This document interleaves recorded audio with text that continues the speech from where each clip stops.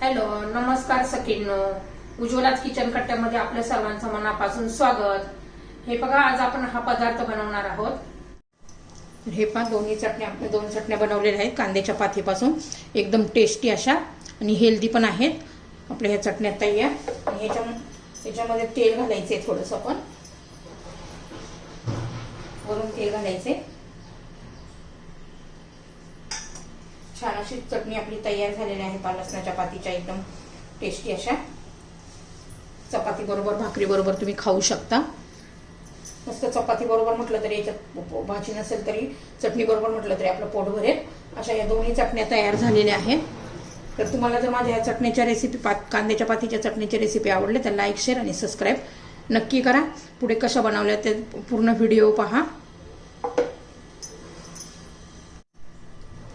तर हे पहा, आपण आहे ना लसणाची पात घेतलेली आहे, स्वच्छ अशी धुवून घेतली आहे मी.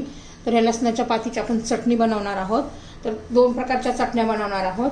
तर पहिली चटणी करणार आहोत, त्यासाठी कोथिंबीर, लसूण, हिरवी मिरची, जिरं आणि कांद्याची पात. दुसरी चटणी शेंगदाणा घालून करणार आहोत. त्यासाठी सुद्धा भाजलेले शेंगदाणे, कोथिंबीर, हिरवी मिरची, लसूण, जिरं आणि लसणाची पात आणि लिंबू घालणार आहोत आपण, लिंबाचा रस.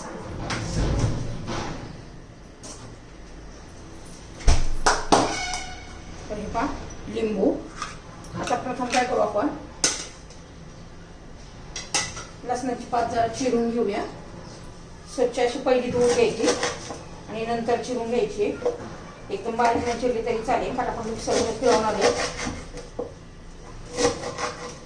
मी आता ही लसणाची पात गावावरून आणलेली आहे. मी 2 दिवस गावाला गेले होते तर चिरून घेतलेली आहे. यातली अर्धी एका चटणीला आणि अर्धी एका चटणीला.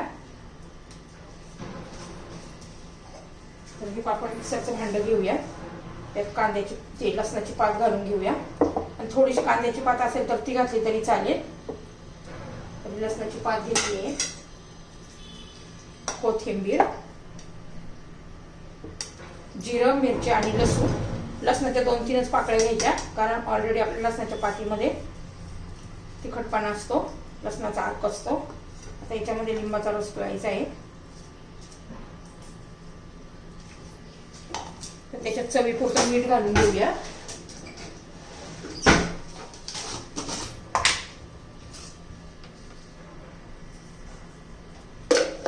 आता मी हे मिक्सर मध्ये फिरून घेतेय.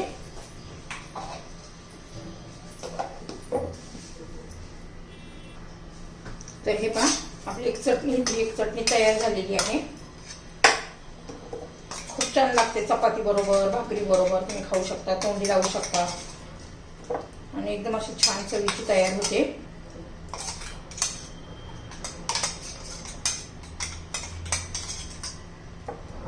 पाणी न घालता बारीक करून घ्यायचे आहे.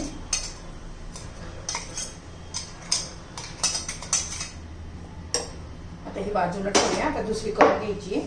तर याच्यात पुन्हा कांद्याची पात घालायची आहे,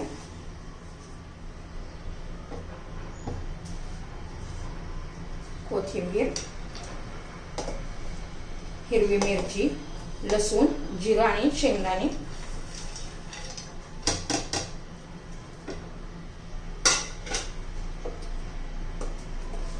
ही पण आपण फिरून घेऊया.